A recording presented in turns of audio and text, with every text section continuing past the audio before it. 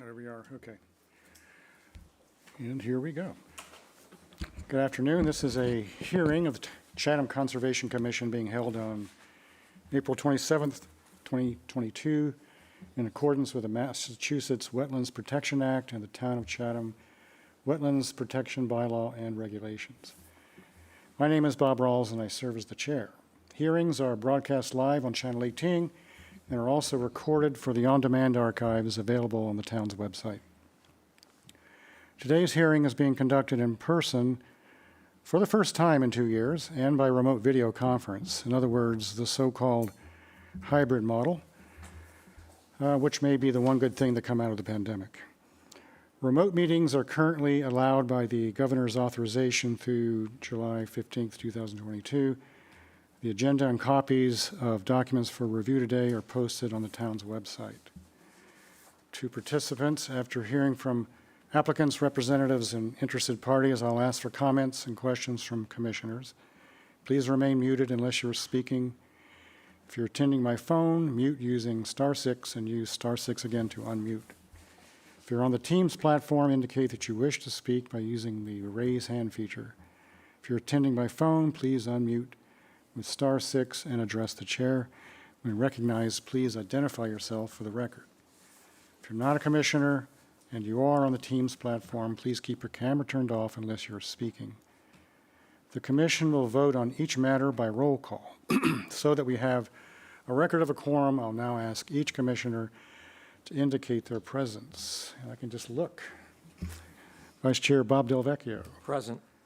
I'm just going to go down the row. Cheryl, you don't. Yeah, we have a quorum. Well, go ahead. I'm present. You're present. Janet Williams, present. Karen Latin, present. Elise Gordon, present. And Mary's here. Mary is here virtually. Okay. Okay, good. I am here virtually. Okay, very good. And I'm here, so we do have a quorum. I didn't call. I'm going to ask for William Doherty one more time. This will be the last time. William seems to have disappeared without any notice, so I will not call roll for him. I will not call roll for him again. Are you here, William? He's not. So I think we can strike him off our rolls. Nikki Smith, Chatham's conservation agent, will now lead us through today's agenda, including whether any items are continued.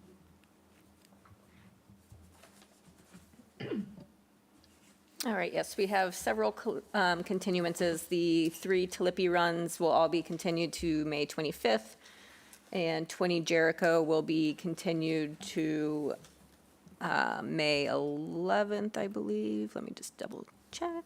Yes, May 11th, and then we have one continuation of a certificate of compliance that just got a little convoluted when I was looking into it, so we're just working on that, but that'll just be on to May 4th, and that one is 73 Roland Drive. So we'll continue those as we get to them. Our first application is a request for determination of applicability for 19 Dew Drive, William K. Dietrich, map 60, parcel 35-14, proposed placement of a hot tub spa and removal of 4 hazardous trees. I just want to start off real quick, just because it often seems to come up, is why they did an RDA versus an NOI, and I did recommend it. The trees I felt could have been an AR, so they just rolled them into wanting to put this hot tub where basically a patio is and no vegetation's getting removed. So I thought an RDA would be appropriate for this, but I believe Lynn Hamlin is here to speak regarding the rest of it. Good afternoon, Lynn Hamlin representing the applicants. You pretty much summarized the project in your notice. There are 3 dead or dying pine trees that the tops have snapped off of them and they need to be removed because they're a hazard to the property owners. There's an oak tree leaning toward the house that should be removed while it's young and small. Replacement of the oak tree, the Dietrichs plant trees all over the place. They're very conscious of maintaining the environment as you would like it, and they're proposing 2 maple trees within the 0 to 50 foot buffer right off the corner of the house. The hot tub is just a freestanding unit. It's movable, but it will be right off the edge of the patio that you can see on the plan. I think everybody was there, according to Mr. Dietrich. I'm going to keep you rolling here today and stop there and see if you have any questions. Okay, thank you. Anyone have any questions, comments? I have one question, Okay, Bob. Bob? Hi, the pine debris closer to the wetland, will that be retained? Will that be, you're not doing anything with that? That actually, it's not on the Dietrich's property, but Mr. Dietrich intends to talk to his neighbor. I asked the same thing when I was out there, to see if he can have it cleaned up. So we recognize that it's there, but it's not on the locust site. Okay, so it's just going to remain as is for now? Mr. Dietrich's going to take the initiative to talk to the property owner and see if he can clean it up. Okay, that's all I had, thank you. The other pines, the tall ones, are pretty broken and they've been damaged severely, so, thank you. Anyone else? Janet? No, you just have I'd to push that make one. eye contact. Thank you. Lynn, so there's 3 pitch pines and the small oak coming out. Why are there just 2 trees going in to replace the 4? Well, I didn't, my own assessment, I didn't think that the hazard pine trees needed to be replaced because they're a successional species anyway, and the oaks are coming in to replace them. They have a short life term relative to a tree. So I was more concentrating on the replacement or taking down the oak, which was the native tree. I mean, well, they're all native, but the tree that would next come in after the pines. Mr. Dietrich is always planting trees. I actually asked him to hold off a minute so I could use a couple for mitigation. So I don't think you have to worry about it. If you would like to mandate a couple more trees, he's always planting trees anyway. Well, with Arbor Day coming up, and the town is participating in an effort to give away oak saplings, it's an opportunity to at least put in a couple more oaks, in addition to the red maples, to compensate for that. I mean, pitch pines are successional, but they do provide certain ecosystem benefits that are lost when they are damaged and removed. So if they'd be willing to replace those all on a one-to-one basis, that would be great. I'm sure he will. Okay, thank you. Anyone else? I had the same thought, and that is essentially we just, as a general rule, ask for one-to-one mitigation of trees in resource areas. So the red maples, do you have a species on that? I mean, we just need to ensure that they are a native. Yeah, it would be the Acer rubrum, Okay, the native red maple. yeah. If So you would like me to, I could note that on a plan and get a revised plan to Nikki next week. Yeah. If you want me to just note the tree species. Latin, Yeah. the species and add 2 more oak. Do you want me to do that? Yeah, I think Janet was suggesting 2 oaks, 2 maples that would Right. that would cover us. Yeah, especially if Okay. your client likes planting trees, this is a good opportunity. Okay. The hot tub is sort of a portable unit. How will that be drained? It's self-sanitizing. If it needs to be drained, they can just simply pump it off-site Yeah. or pump it to beyond your jurisdiction. The 100-foot buffer is shown on the plan. You can either pipe it to beyond that or have it pumped. Yeah, not having it drain into the resource area obviously is of interest to us. The problem with an RDA, submitting this as an RDA is that we can't place too many conditions on it, and we don't have a process for verifying it. So I wonder if you would be open, or your client would be open to just sending us some, you won't go in any sort of follow-up visit, right? So, Not generally. What I could do is I could revise the plan to put that note about draining the hot tub. And therefore, if anything was, I don't expect anything to ever be askew just because I know the Dietrichs, but you would have a plan that was approved. So if there was a deviation from the plan, you would have an enforcement position. yeah, if we ever, I could put, yeah, if we ever had an occasion to go out there, but with an RDA, we don't have, we don't normally go there afterwards. So I was just wondering whether or not you could send pictures of the 4 planted trees. sure, Yeah, and that way we'd have a record that at least they went on the ground. okay, that's fine. Because we don't have a 3-year follow-up requirement like we do with a NOI or the like. And so it's just sort of a little bit of a loophole in my mind with the process. But that would at least let us know we had them in the ground. Yeah, and if you were at the site, you can see that it's not a lawn site, it's not a heavily landscaped site. They just really tucked in to their within their retaining walls, and the rest of the property's native. So they're not the type of people to expand beyond what your approved footprint of activity is. So I'd be happy. I do get that sense. I'd be happy. But, Yeah. you know, we see all kinds of things happen afterwards or not happen. So anyway. I can easily take the pictures and get them into your file. Yeah, good, thank you. Any other questions, comments? All right, so motion would be welcome of some kind. -2? 3. I'd like to make a motion that we approve 19 Dew Drive for a -3 determination of applicability. Latin second. Roll call vote, Bob. Aye.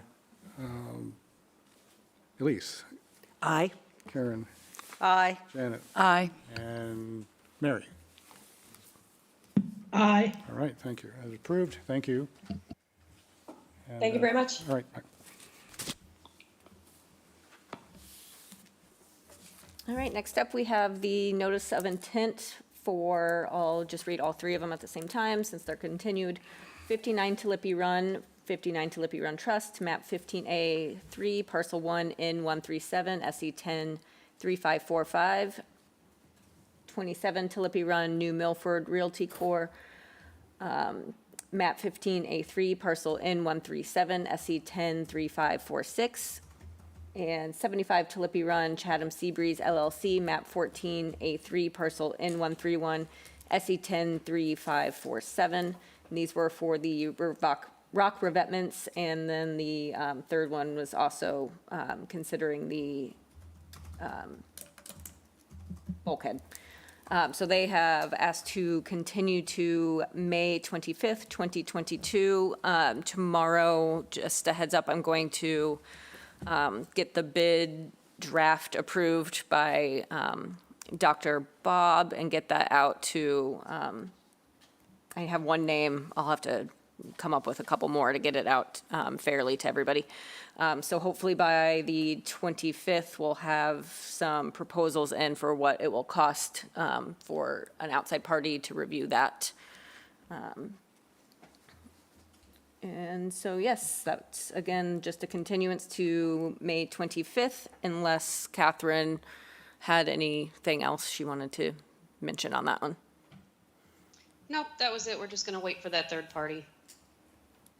All right, so we're just looking for a motion to continue to May 25th.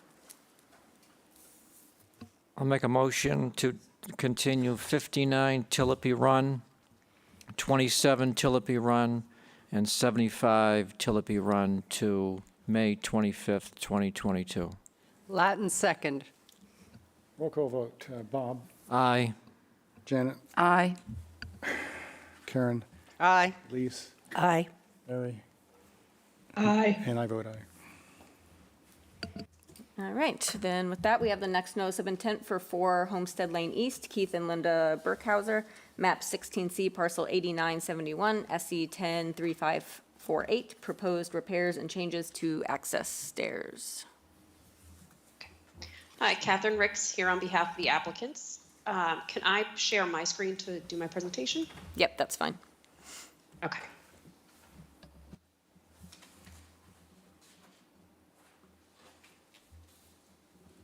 let's hope this time it actually. There we go. Okay, so we've presented the project a couple times and we've had some revisions. And one of the revisions in this recent run was that we went for the stairs, we go step onto a 4x4 landing, and then we go down to a 4 by 10 foot stair landing with the timber decking, and then down to the beach for that walkway access. And the patio is the one extension on the side is 105 square feet, and then we had that proposed patio on the other side, which is the 15 by 13, and the fire pit in the one that's the extension with the 105 square feet. So here is the cross section. It looks very similar to the last one, so we move on. The bank. And one thing we wanted to point out with all the revisions that we've done, currently our mitigation is approximately 10-1. So the coastal bank direct impact from the posts that support the stairway is about 8.3 square feet. The indirect impact to the coastal bank, which is just the stairway over the coastal bank with the room in between, is about 173 square feet. We have no new impact between the 0 and 50-foot buffer.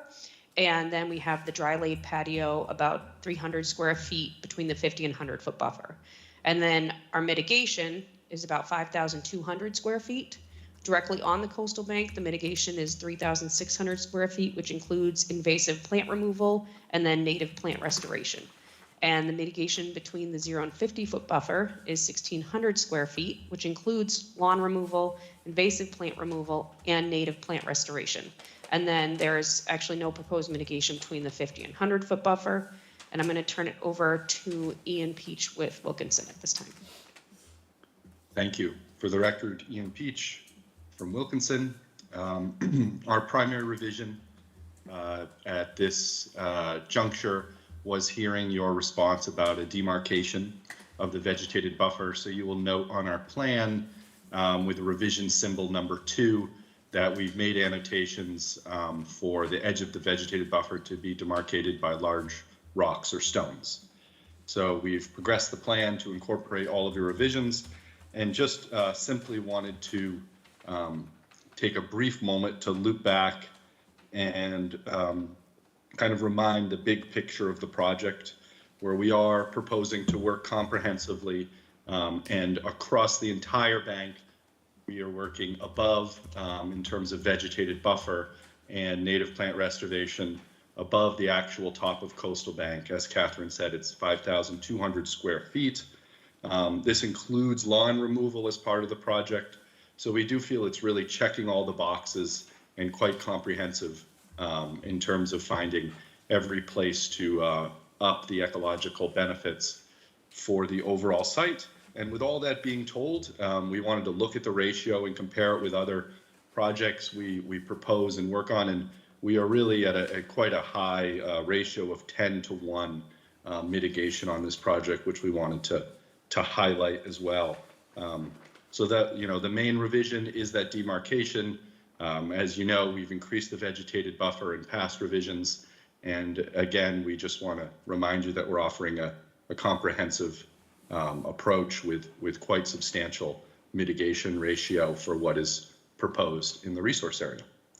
And with that, I'm here obviously to continue to answer any questions about the Wilkinson part of the project. Okay, thank you. Just open it up to questions, comments from commissioners.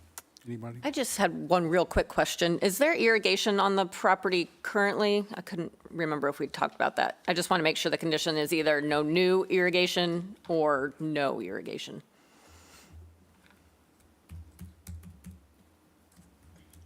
Ian, do you know if there's? So I did not see exact evidence of it. My assumption is there may be some irrigation on the property, but I don't know for sure on the level of irrigation or the location. Obviously, we would, as typical, be aiming for the temporary irrigation to get those restoration area and plantings off to a good start. Okay, thanks. Well, just to follow up, your project does not propose permanent irrigation. It does not. Okay. Okay. Karen. I did see that you decreased the size of the landing, but I do still have a bit of an issue with it. It still seems to me it's a viewing landing, since it has the bench and everything, and I wanted to see if you wanted to speak to that at this point. We feel it's more of just an area for the elderly members of the family to go and to sit. We did reduce it down to the 10, and we've seen recent projects in the area and past projects in Chatham that have had 10-foot or longer landings in between staircases, and we feel that going down to the 10 feet would satisfy minimizing that area, but still allow for a few of the members of the family to be able to sit between going down one set of stairs or going up one set of stairs. Okay. I'm not sure what I think of it right now.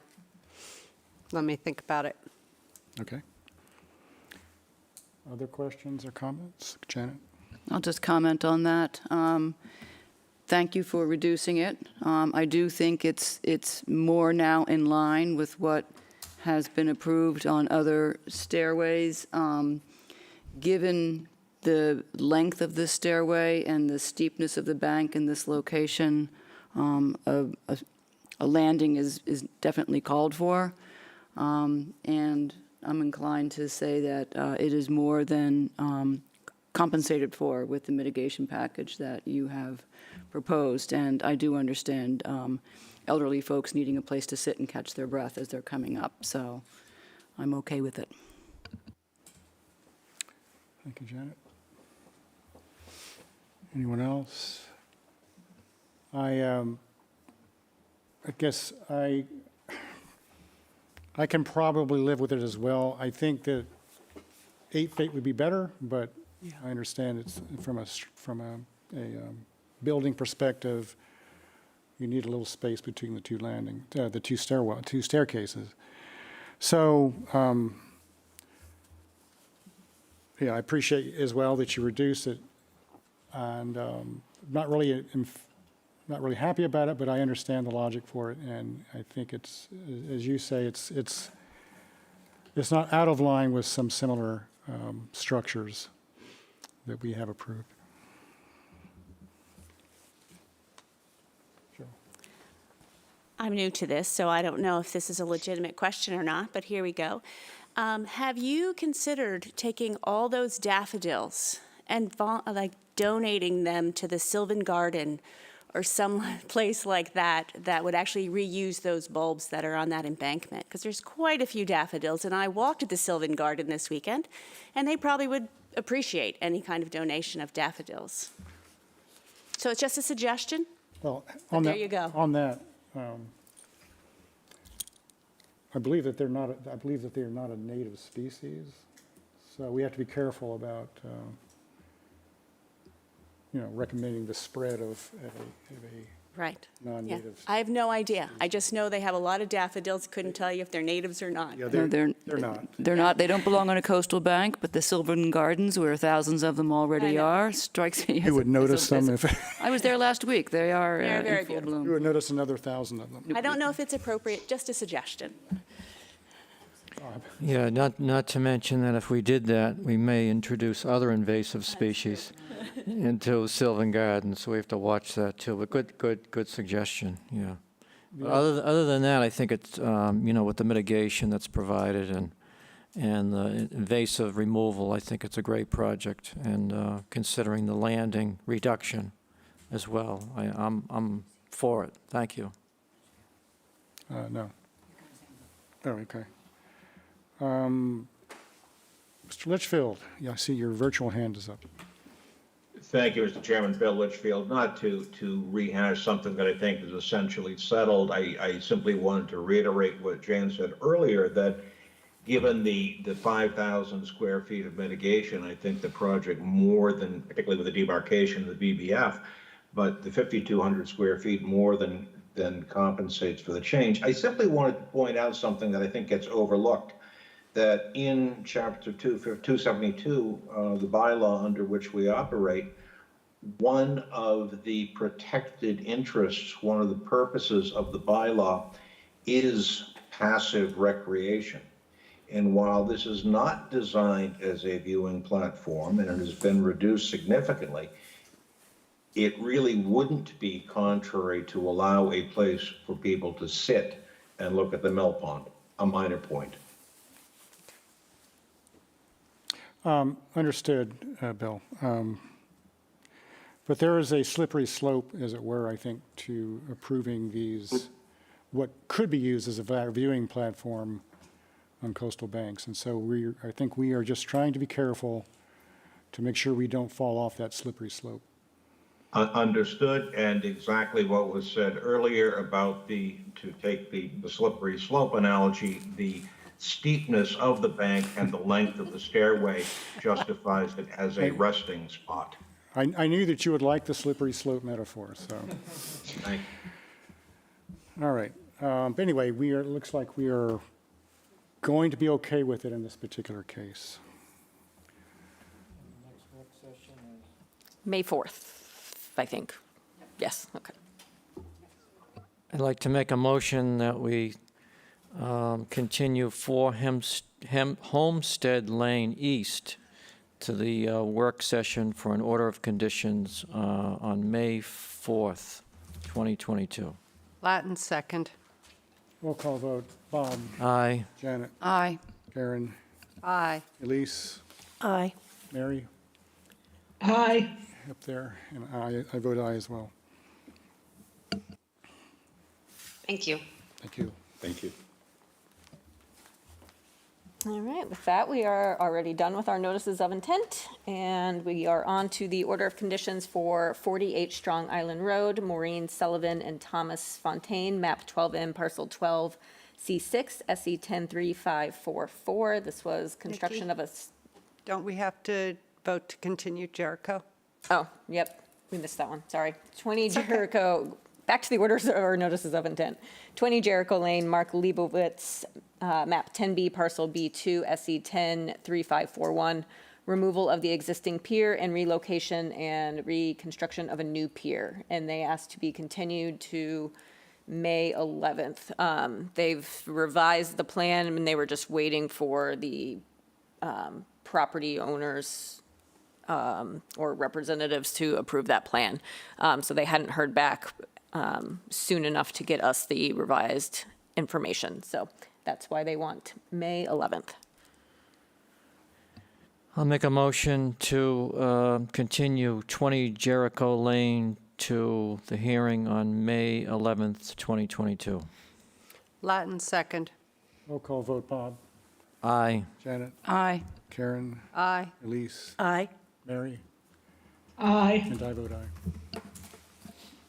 All right, so back to 48 Strong Island.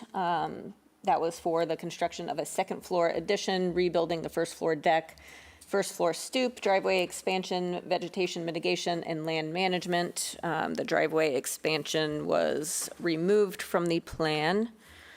And I posted the order of conditions yesterday in the Dropbox, so I hope everyone got a chance to read it. I sent it to East, Southeast, and Blue Flax, and the only comments I got back, I asked them to double-check the numbers because of the change in the driveway, and I wasn't sure what that difference was. So they stated that there was an overall decrease of 50 square feet in coverage now. I can share it.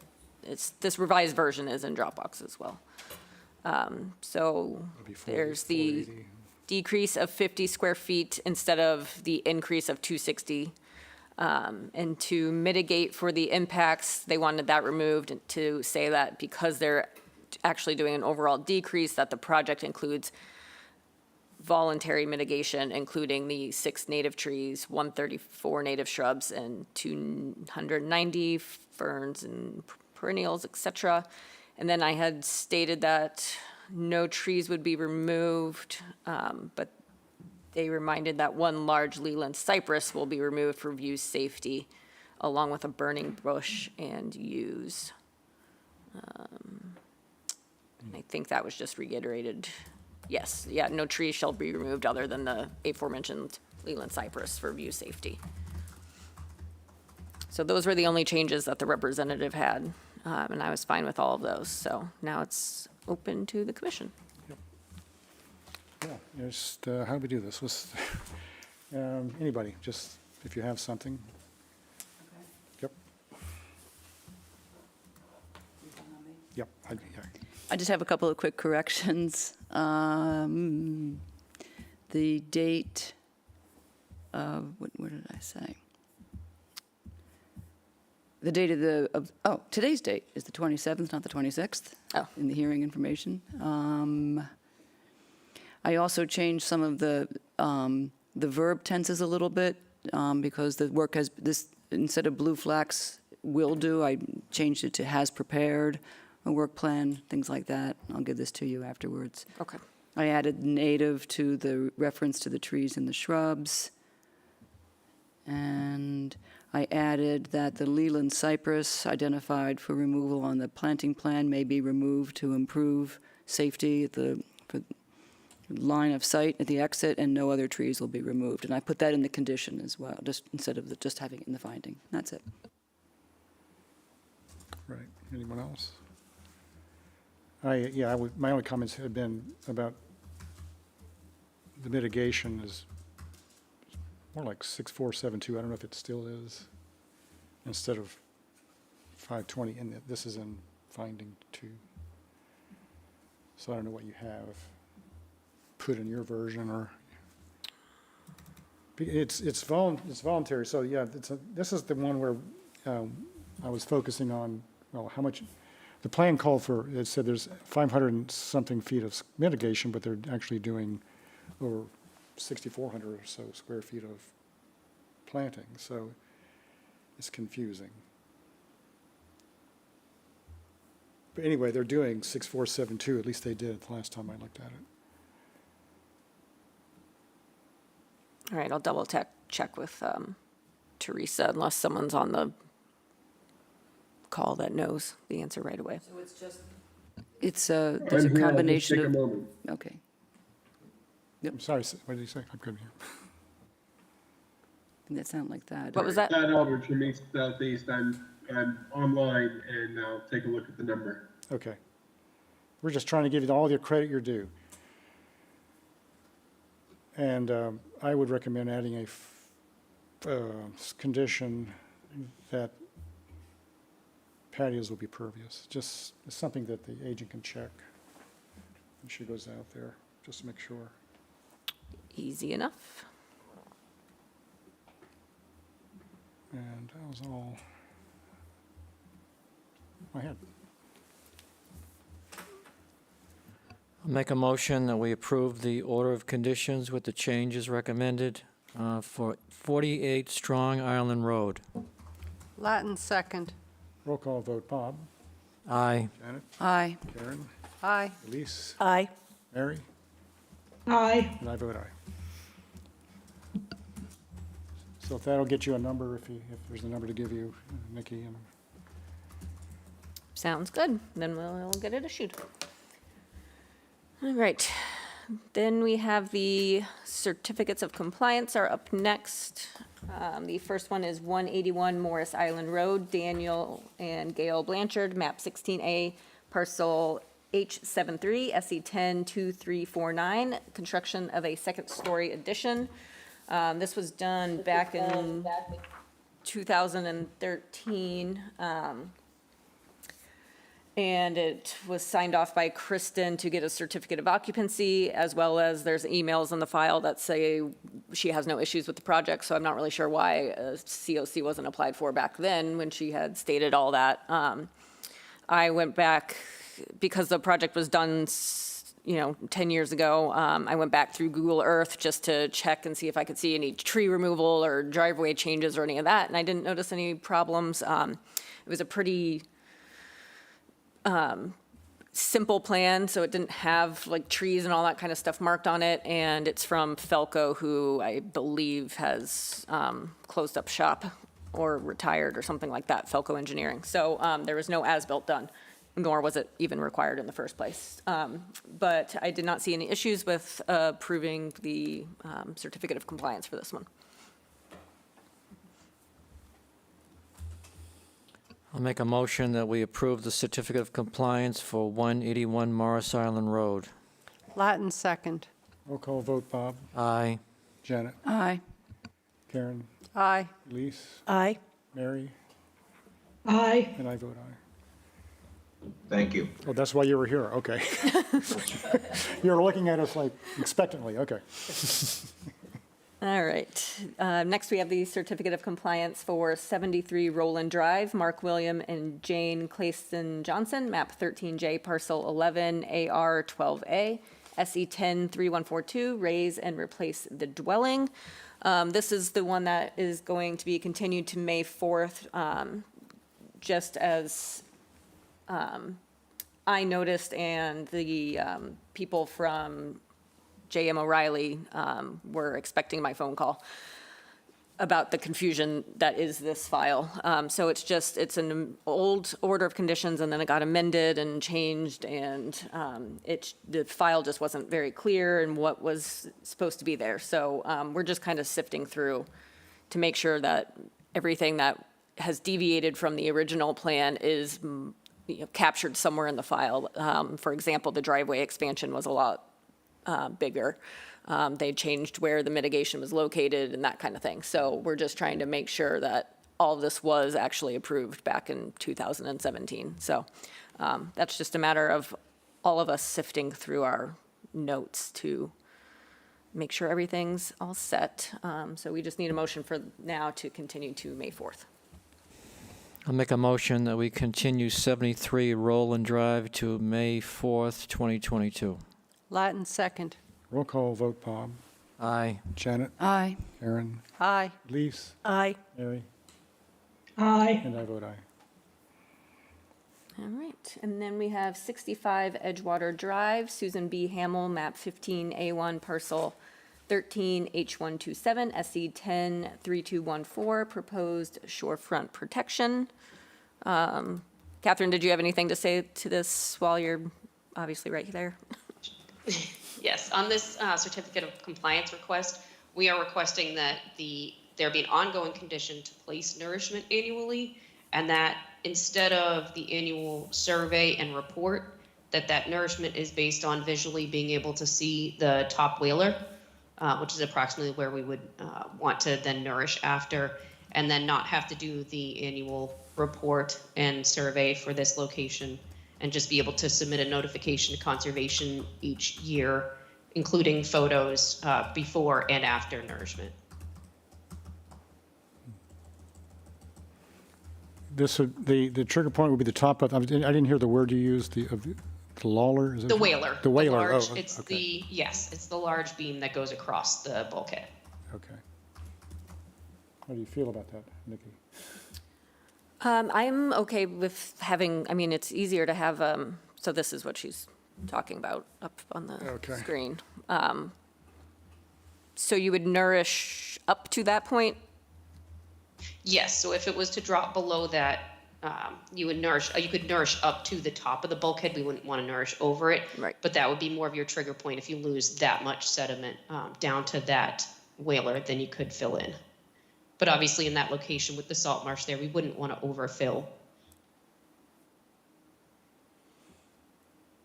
Yeah, I mean, it makes sense to me to have a benchmark to nourish to, and then just, send me the pictures when that occurs. Especially in easily identified. How do we document, what's the paper trail? So she did include basically that language in her request for the certificate of compliance, so then I would put it as, basically, and instead of, most of the time I put my ongoing conditions as just numbers. You referenced the order. So in this case, I would just put the actual wording in the ongoing conditions. Oh, okay. Okay. So it'd be in the records. Okay, that's good. Yes. Yeah. Yeah, I can't think of a reason to quibble over that request. And then the only question I had on this one is it just said replacing the plantings at the top with native plantings, which it's, as you can see in the picture, it is planted. But I couldn't find anything that specifically had a planting plan. So are you aware of anything that said what was supposed to be planted? I don't believe we ever had a very specific planting plan, just to replace anything that was removed up there and plant in the areas that were open above the bulkhead. Okay, yeah, that's all I could find as well. So it's planted, so I'm good with that. So the motion would be approve this the certificate with, Ongoing nourishment. Yep, so approve it with the conditions of ongoing nourishment based on the benchmark of the whaler, I guess we could say.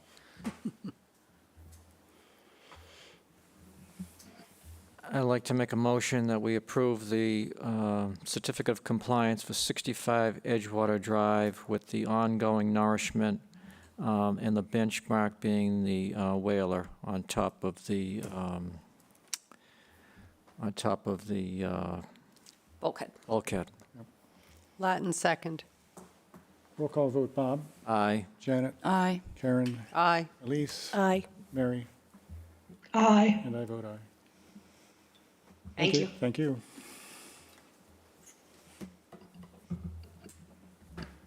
All right, this is our fastest meeting ever. Other business, reappointment of Commissioner Cheryl Meservey. So I believe your appointment was done in June? Yeah. End of June? End of June or beginning? I'm not sure. Okay, I'll have to check on that with I'm Sharon. not totally sure. But she would like to be approved to be reappointed as a full voting member. For some reason. So we just need a vote to record and send to the town manager's We have office. any discussion? I don't think so, okay. What took her so long? Yes, thank you for, I'm glad you did it, and you know what you're getting into, so no regrets. There you go. Yes. So. Motion. The motion is to approve Cheryl, or to recommend, we're actually recommending you to be a voting member, then it has to go back to the board. Yes, the select Board of Selectmen does have to put it on an agenda and They have vote. to vote as well, so we're not actually approving her. We're recommending. Recommending. I'd like to make a motion that the Conservation Commission recommends Cheryl Meservey to be a voting member on the Conservation Commission. Latin second. Roll call vote, Bob, Aye. Janet, Aye. Karen, Aye. Elise, Enthusiastic aye. Mary, Aye. and I guess I'll vote aye as well. Congratulations. Right. Oh, and on that note, I was informed that there's no way for us to more or less kick Mr. Doherty off, Oh, really? which I was surprised about, but, Really, without getting a request from him? Or right, but his term is up in June as Oh, well, I so it's see. not really a big deal. And we don't have anyone knocking down the door at the moment to take his spot, so I think we can live. Advertising that we have these soon-to-be two associate openings. I believe, They are aware. And so far as I know, they've been pretty good about there's that- trying there's to. that scrolly thing, and Yeah. I was looking at it last night. I'm not sure that it actually said we had an associate opening. I think it did say we had a voting open. That would be accurate right now, because Cheryl's the second They didn't- associate. Associates, and we're missing one. But it didn't, yeah, that part be accurate, but it didn't mention that we have openings as for associate positions. I So, think- I think it might be worth checking. Yeah, I can double check. Because we do. Actually, we don't have, because. We don't write the second. I'm an associate, and he's an associate, so right now, I thought there we had- isn't one, but one will be open. Oh, it's only two. Oh, I'm sorry. I thought there were No, three. I think there's possible. just two when Okay, I okay. looked at it. Then that'll change forthwith. All right. Hopefully. Then we have the funds. Last week was violation week. It was insane. So let me just pull up my stuff just to give you some updates on those. If I can find it. All right, the first one, I think Mary may have brought this one to my attention. 93 Orleans Road, so it's Route 28. It's pretty close to the stoplight there, before the fish pier. So the front of the yard is basically out of our jurisdiction, and he more or less decimated the front of the yard, but it's not in our jurisdiction. It's a mess. The house is insane. I can't believe anyone purchased it. Yeah, but- is this the one next to the septic that we approved? Yes. I told you about. Oh, yeah. I sent you photos. Yeah, so, the front of the yard, it is out of our jurisdiction as far as I could tell. I did do an AR for him to remove, I think, 2 or 3 pitch pines in the backyard. But then I was driving by it and I was like, what the heck, I'll stop by. And went out in the backyard and I counted 18 stumps. So I called him and he seemed confused, and he's not on Cape, and so I need to go back out and document exactly which ones were removed, what species they were, and that kind of thing. So he does know that I'm not happy and that we're going to have some ongoing mitigation or whatever. But like I said, I wanted to document exactly which trees I said he could remove. There were some hazard ones, for sure, that was going to take down his fence and the house and that kind of thing if they did fall and they were in rough shape. But I think there's also some, large, healthy oaks and some other ones that I could understand why he wanted removed but weren't a hazard. So he needed to file with the commission for those. So that wasn't exactly done. There may have been a little bit of confusion because he had marked every tree he wanted to remove when we did the site visit, and those markings may have not come off the tree when the tree company came. So I'm thinking that might be some of the confusion. Again, the owner isn't present. He's in like Connecticut or something. So that's ongoing. So once I figure out exactly what happened, we'll go about how we want restoration to occur. And resource boundaries for this property? He's had a preliminary plan drawn up, but I don't disagree with the resource boundaries that are on the plan. I haven't, gone out there and, full-fledged delineated them, but it was on par with what I was thinking based on the septic plan from next door. Okay. All right, so that's that one. I'll keep in touch with him. He seems willing to work with me and everything, so hopefully it won't be a big issue to get resolved. Then there's a 98 on Nabby's Lane. It's a catwalk that was permitted back in 2019, and I think we just gave it a COC back in 2021, and just over a year ago. I think it was like one of my first ones. So someone from the South Coastal Harbor Committee sent me a picture and was upset because there was a boat tied to the end. So I sent them a certified letter yesterday. I don't have a phone number to call or anything, so that's the first line of action is to send them the certified letter, and that way I'll know if they got it or not. That there's basically 3 conditions they were in violation of.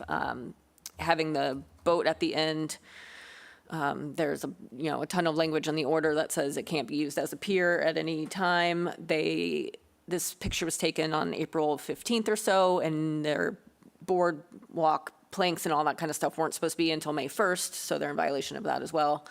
And I haven't been out to the actual site to check on where the salt marsh is, but there was maybe a little confusion that the salt marsh has migrated a little bit and that the catwalk is now a little further than it needs to be. And there's a condition in the order that says the catwalk would need to be modified to just be at the seaward end of the marsh. So they may have to, remove a few planks or something like that to keep it from extending out into more or less open water. So, like I said, I sent them a certified letter. Hopefully they'll contact me and we can get that resolved. This is Nabby's Lane? Nabby's Lane, yes. Aunt Nabby's. Aunt Nabby's Lane, okay.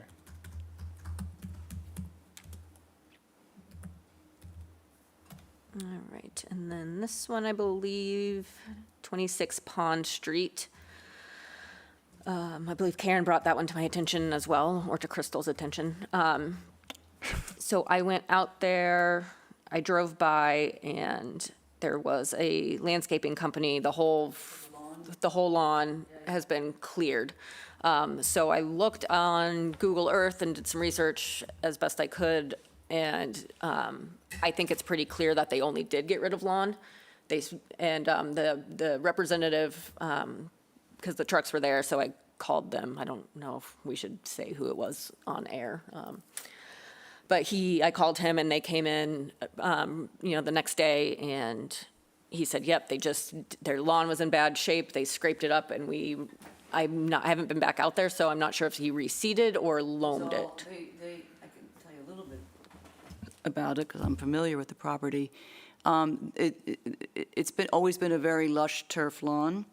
It appears that some landscaping company poisoned it by accident, putting something down that wasn't. It turned bright orange and then brown. And then a couple days later, it was scraped up and gone. New sod was laid the next day. They regraded, laid the new sod, and it's all, like in a matter of a week, it was completely dealt with. Okay. So it must have been a bad mistake. So They sprayed it with Sprayed it with something. Roundup or something. Instead of, They killed it within like 24 hours. Oh, geez. So basically, the corner towards the road is the only part that's in the 100-foot buffer. The whole up to the house is right into flood zone. So flood zone is really what we're dealing with basically the lawn replacement, other than a small corner near the road. Like I said, I don't think they removed any vegetation other than the lawn and just put lawn back. I honestly do believe that the person had no idea, because it was just flood zone that they were in jurisdiction. In my opinion, it seems to be a reputable company that I haven't ever had issues with in the past. And I know they, are always busy and working, so I don't think they have a bad reputation. So basically, for this one, it was just kind of, what do you want to do for an after-the-fact filing? Are you okay with an admin review since it's already all done? Do you want a little more? so we know that it wasn't Cape Cod lawn before, it was turf lawn before. I can't say for sure. It certainly looks like. It looked green, Very green. very green. And I believe, I'll double check when I speak with him after I tell him what he needs to do, that I believe he said it was some sort of fescue mix that he put Oh, back. okay. So, But is it, that's what they put back? yes. Okay. But it is sod as far as I know. Fescue sod, okay. Didn't know such a thing Yeah. existed. It's a new one. I'll get the exact specifications of what was planted, but But we don't have any reason that there was a mitigation area there of any kind, restoration area or anything like that. Okay. Can we say no pesticides sure. going forward? Yeah. Because that's what caused the whole issue. Something killed it all. Something chemical. Yeah, something chemical, so why don't we just say you can't put down, Yeah, I'll say no pesticides, fertilizers, et cetera. Our I don't know usual if they thing. have irrigation, but it would be no increase in irrigation other than, maybe for the summer to keep the lawn going, but can't do it at all now. there's a It's not weird allowed. language in there about new lawns or something. Oh, Yeah, yeah. there is, apparently. Yeah, if it has been planted as a part of one of our orders. If it's one of ours, it can be planted. That's but what there- it says. It there's doesn't another- say other new. No, there is something about a new lawn. So like Oh, there if you is? built a new house and you have to, if you want to put in a lawn to, yeah. So I have to plant. Yes, I think the meaning behind it would be if you had a vacant lot, tore it all up, built a house, and then you could put your lawn down and water that, is, I'm guessing what the theory is behind that, but, I think the board may be revisiting some of yeah. those strictures based on constituent feedback. All right, so we're good with an AR, and I just put that in some of my conditions. All right. And I'll have to look. I don't remember if we have an after-the-fact filing charge. Usually, most towns have a double the fee. I think Chatham does, but I have to look. So instead of $50, it would be $100. And the last one is 314 Morris Island, actually second to last. I have a question about one. Oh, remember this? 314 Morris Island, that's the shed in the garden. I haven't heard anything. Was searching my emails. The last thing I've heard was, at the beginning of the year. So if you guys are fine, I can just move forward with an enforcement order and fine. So the garden is still there? I And the believe shed. we were all, When we went out to Tilippi Run, Yeah. I noticed it. The shed's there and the garden's still there. Had we issued an enforcement order before, when we first? I think We did. it was just a letter of violation, not an official remember. enforcement order. Okay. And then They were coming before us, They and went then before they and after the fact, and withdrew we and denied said, that, You or- denied it? Yeah. Yes, okay, so that's what, I did not order the violation, I think it was like right before me. It was a letter was sent out, they applied to keep the shed and garden or move them slightly or whatever, and they withdrew because Yes. they knew it was gonna get denied, and they were gonna come back within a few months to reapply, and they Yes, have and not they done and they that. never did. And Bill Riley was the representative for the owner. Yeah. And Thad hasn't, Yeah. I don't know if Yeah. he's on the project anymore, or if they replaced him, or So you- what, So so. so the question is whether we should just proceed with it. I think we Fine. should just do the full enforcement order and some sort of fine. Yeah. Yeah, it's, It's dragged on too long. this was bad to begin with, and nothing has happened. Yeah. It was very clear what we wanted. Very clear.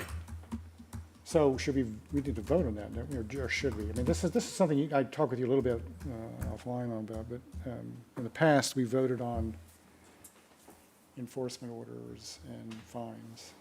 Yep, so we can, I guess there's two ways you could go about it. You could vote that I am able to issue the enforcement order, or you can wait till the next hearing and I can draw it up and you can vote to officially ratify it.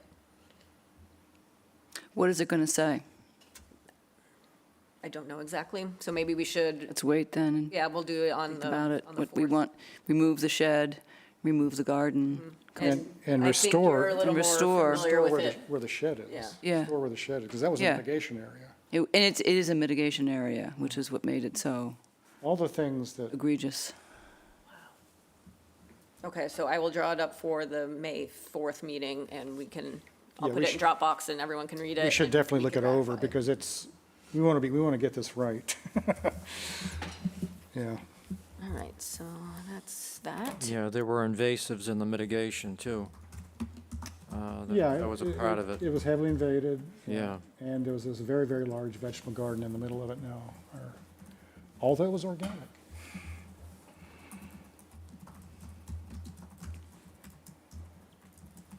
All right, and the next one, I'm asking for a volunteer to go out to 107 Taylor's Pond. Just Not me. So someone called and they complained about 95 Taylor's Pond, Yeah, this is, removing some vegetation. And then, so Crystal looked up the file, they had no permits or plans or anything in that one. So then I look at the Mass Mapper, and I'm like, wait a second, the right-of-way that they were talking about, that vegetation was removed on, is neighboring, it's in between 95 and 107 Taylor's Pond. And she had said that there had been like a bunch of trees removed wait a minute. in this area before. We dealt with that, like, Yeah, no, that was, the 95. That is where, yeah, trees were cut. Was it the property changed hands? Yes. And, Is that 95? yeah, well, I think it was, because that's right next, so there's a, Yeah, so there's like a small right-of-way between the two houses. yeah, yes, exactly. So, And that trees were apparently, and they were going to apply, or did they apply for I thought they were trying to do the right thing. I don't think it was, I think it was, by all accounts, they weren't the ones who did it. so it was, you do think it was 95 and it's not a 106? I think it was 90, that one was 95. Okay. When it was 107 is its own issue. Well, yeah, I mean, we all know about that one. okay, Oh, no, well then, this was 89, Oh, after the fact proposed plant restoration. 85, 89. That was 89. Where's that? Oh. If it's a right-of-way between the two properties, how do you determine who Well, that's did something? couldn't the prove only it. reason I thought maybe someone, because I haven't really been out to 107 Taylor's Pond because it was way before me. So I didn't know if anyone could drive by and say, oh, yeah, this is them again, or if anyone would have an idea of what the property area looked like. Your records show 89? Yeah. Because I don't see 89 on the map. That's the one where Teresa did the replanting. Yes, that's Yeah. exactly right. It was October 14th, 2020. What? Oh, it was October 14th, 2020. We have a knock. Oh, why is that? I didn't have my, Oh, I I got it. didn't Okay. have my thing on. Got it.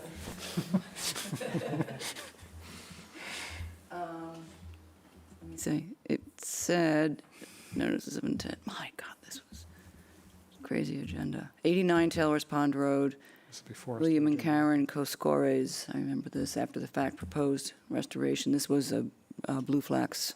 Yeah, so story of the this one, I mean, project she after- definitely gave the address of 95, so I'll go So out there there's and see. another property in between 89 and 107 then. Yeah. I can go out if you'd like. I mean, look just at it. if you Great boy. could do a quick drive-by just to see if you think it's, I won't get it out of the truck, but I'll just. yeah.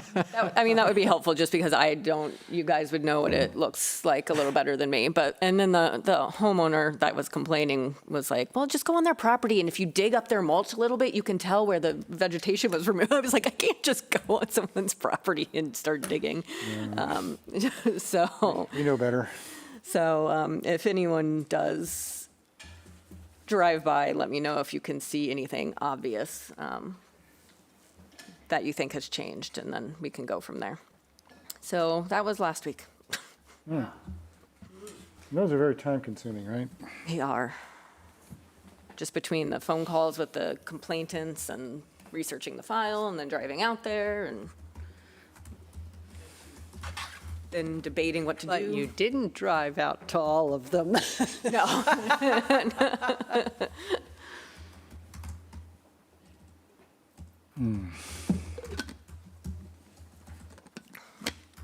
All right. So after that, it would just be the two sets of minutes for March 23rd and April 6th. On April 6th, Mary was not in attendance. She sent an email that day saying she was still in another meeting. So we need to remove her name. Is that right, Mary? Yeah, that is correct. I was going to comment on that.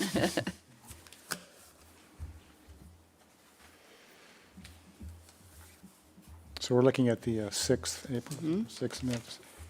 Just have a misspelled word. 162 Kelly's Lane, third line down, it's trimmed.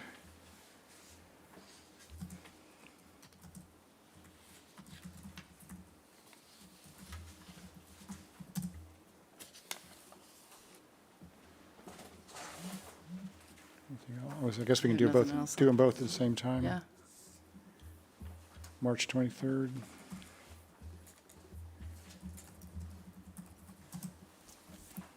I got one for March 23rd, 37 Clamshell Drive.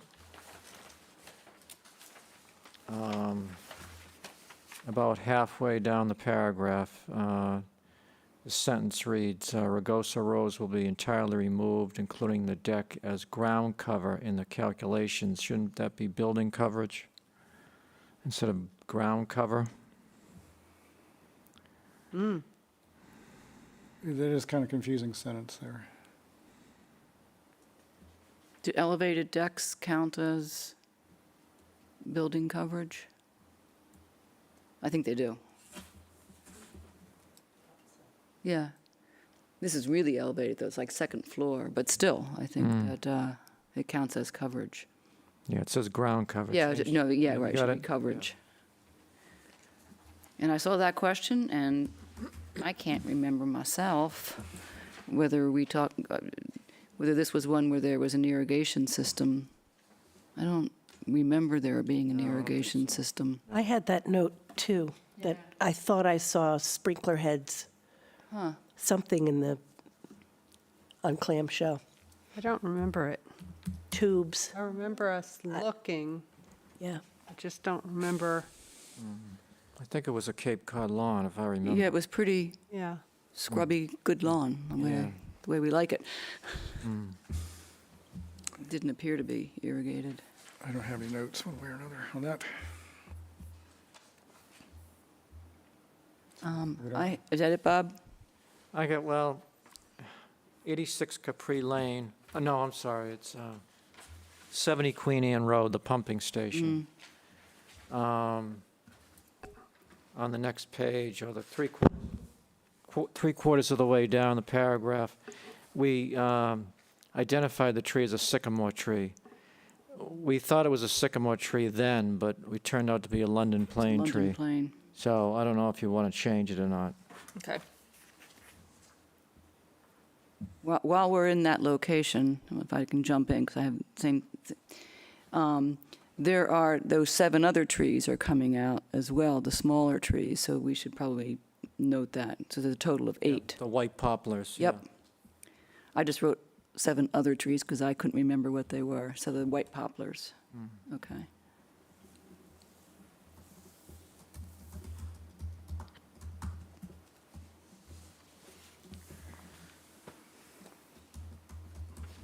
That's all I have. Okay, anything else for anybody? Okay. I'll make a motion that we approve the minutes for March 23rd, 2022, and April 6th, 2022. Latin second.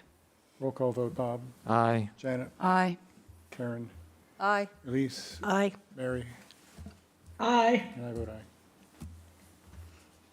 All right. I do have one just unforeseen item that has popped up in the last day a couple times, is the threshold between when they can apply to just have a change in plan versus an amended order. So one of them, after the emails, it was unclear, and then I actually talked to Todd at Coastal, and that one has pretty much been decided that it needs to be an amended order. But the second one is 8 Windmill, which is one of the ones that had one of those soaking pools and was surrounded by a deck. Oh, yeah. So they've decided to get rid of the pool. They're changing the deck configuration a little bit, but they are reducing the coverage overall by maybe 200 square feet. So they're also reducing the proposed mitigation. It still meets exactly our 2-to-1 expectation. So my question really comes in, so I don't think you'll have any problem with the plan revision as they are revising, other than, yes, they are reducing mitigation, but it still meets our standards. The question is, now they're getting rid of a pool, so we have all these conditions and findings regarding a pool. So do we want them to apply for the amended order, or just go with the assumption that when someone goes out there for the certificate of compliance and they see no pool, then obviously it's void? But the plan will have no pool. It'll show The that plan that we vote on will Yeah. be, changed plan will have yes, no it will be pool. the plan of record with no pool. So somebody will at least see that as a starting point. Yes, but it's just, I don't know, it just got me thinking on if everyone's fine with the plan change, but there's a lot of null and void conditions in the order, does it matter? I The don't think, apply is applicable. Yeah, I mean, that's kind of what I was leaning towards, but, yeah, so I mean, if The only if the- submission they have is a changed plan. Some sort of cover letter that says we're taking out I mean, they haven't gotten that far. They just kind of showed me the plan to see how they wanted it. Yeah, so To go. I would ask them to do a cover letter describing the changes and it goes along with the plan so that it's clear what the change was. And, yeah, I mean, as far as we're concerned, we've always thought it's fine, just put conditions in there that don't apply. But it's usually the applicants who want to take them out. Yeah, I kind of told, it's John O'Reilly. I told him, I was like, are your applicants fine with having all these conditions that don't apply to their property still in there? And he didn't seem to think they had a problem, Yeah, so if they don't have a problem, I don't think we should have a problem. All right. Maybe if they put a little note on the plan that the pool has been removed or something like that, or omitted, or, Well, that's what that cover letter would say also. We're updating it to remove the plan. We also reduced the mitigation and whatever else they're changing. Well, there should be a note on the plan in the section revision, removed pool. I think there was. Like I said, I just have a draft That'll make it clear enough. version, so. All right, that was just for my clarification, really. So that's all I had. Okay, so you have one. Yeah. So next week's work session is another light one. As a result of this having been light, we only have 2, as far as I can tell, orders of condition. You asked, and Mary asked, you brought up when we had the meeting last week about the revisions to the regulations that have actually been coming along very, very slowly. But there is now a first round that have been done. And I think what I'd like to do is give them out to everybody, put them in the Dropbox or send them or whatever, and use part of the work session next week to review them and talk about them and try to get them as close as possible to finalization, if not getting them to final. It's, in the beginning, it had been the intent to do them all at once and have a whole new set, but it's taken almost a year just to get this group done. So I think that when we do them in groups, and also I started and Karen and Mary helped in the beginning, and then it was too hard to draft as a group. So I just said, I'm going to see if I can put these down on paper. We started with the ones that are most problematic. So it's the revisions are to Part 4, the buffer zone, the adjacent upland resource area regulations. That whole section has been revised. And to make things clearer, broken out and have new standalone sections on variances so that they're no longer buried at the end of the aura provisions. A new standalone on landscape requirements and standards, and a new section on mitigation requirements. So those are the 4 that are in draft and ready for review. So it's a good opportunity, since we have a very light agenda. And Yeah. it is a work session, and this is kind of a work session be type there. of thing. Oh, where are you going to be? Somewhere In New Hampshire. where you have an internet connection? Yeah, well, I'll have a phone. I'm clearing out a storage facility. You're doing, So, a storage unit, not facility. Well, you could always Well, submit your comments. One of the things that Right. struck me is that we put them in the Dropbox, people can turn on track changes or just make comments right on it. To do that. Do we have to post them on my town Yes. gov, right? We do. Um, So That- if we're marking them up before, I mean, we're not, I think it's still a work in progress. yeah, it's not, we're not If voting on it, we're we're not. looking for No, and we're not comments. yet holding a public hearing to Right. invite. Yeah, So I can people to put come them and up comment there, and if any representative, engineering company or whatever wants to look at them, they can and provide me comments, but we're not yeah, so. opening it to public comment at this point. Not until we so. finalize, Yeah. and then they can comment. I would, and if we do go in there and edit the document, don't change anything per se, just do comments, add comments to areas.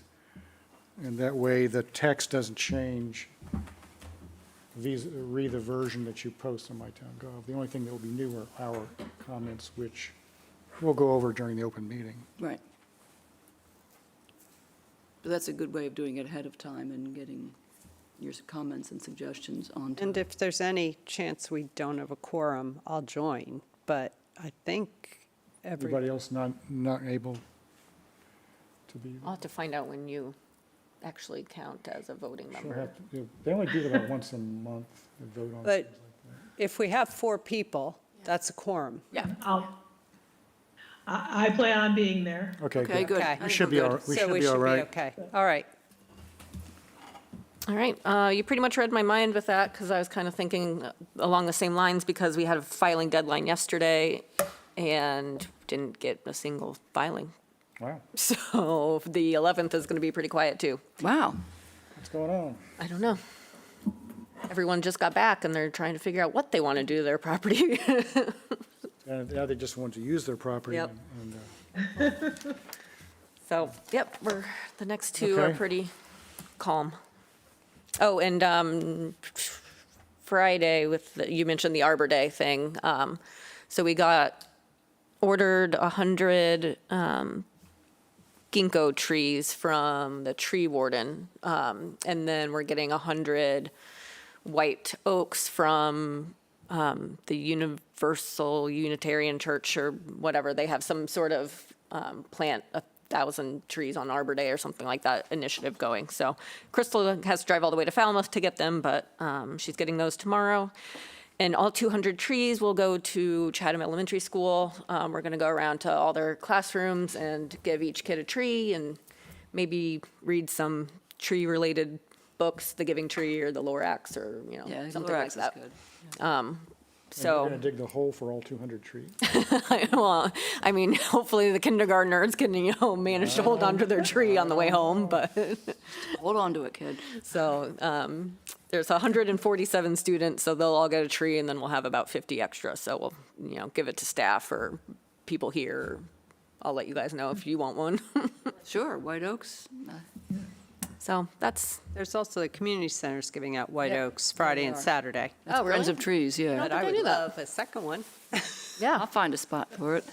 I wonder if it's the same group, because it was all white oaks that they were giving away to all sorts of towns on I Cape, lost a so- huge white oak, and I'd like to, I'm going to use the one from, at least from community center to replace it.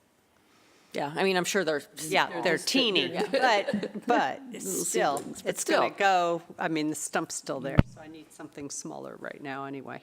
By the time you're 98, you'll Right. get a nice There tree. you go. You'll have a nice tree. God forbid I make 90. But that's something fun that Crystal and I are excited about, besides, violations and paperwork, so, No, it sounds great. That's an exciting thing. yeah. Yeah. It'll be cute. And they Good come with community planting education. instructions, I hope. Yep, they're gonna come with, so the ones that came from the warden, the mass tree wardens, they came with a bag that has instructions on it. The ones that we're not sure, but we're assuming they do, the ones we're picking up tomorrow don't come, so we printed off some planting instructions, as well as Open Space wanted to certify Chatham as a wildlife habitat community. So we're putting, the town hasn't registered yet. That's just a logistical financial thing on how to pay for it, since I don't have a credit card and it's a pain to get reimbursed type thing. But finance won't pay until they have a invoice, so, just that kind of thing.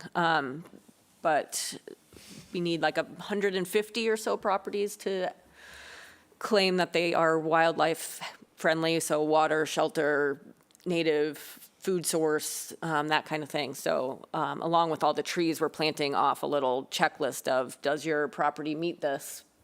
Please register. It does cost like $20, I think, but just one of the many little things on the checklist to get us certified as a wildlife habitat community. Harwich is the only one on Cape. And there's only 2 other ones besides Harwich in all of Massachusetts, so Wow, it would be, that would be nice. Okay. yeah. And it takes a little bit of paperwork, and, you have to earn points in different tiers of criteria, such as the properties registering or outreach, education, that kind of stuff, having brochures posted somewhere for a year that gives information on how to do it, that kind of thing. And you get points for all those little things. And then once you hit your points, you get certified. So I think it took Harwich about maybe a year, maybe not even. So Yeah, worthwhile. There was a program like that where I used to live. yeah, I mean, it's like being, certified a tree Yep. city and things like that. So, but, all right, that's the update for conservation. And any other agenda items? Okay. So I guess, I move to adjourn. Latin second. take a roll call vote. Bob, Aye. Janet, Aye. Karen, Aye. Lise, Aye. Mary, Aye. and I vote aye. Technically, when we're here, we don't have to do a roll call.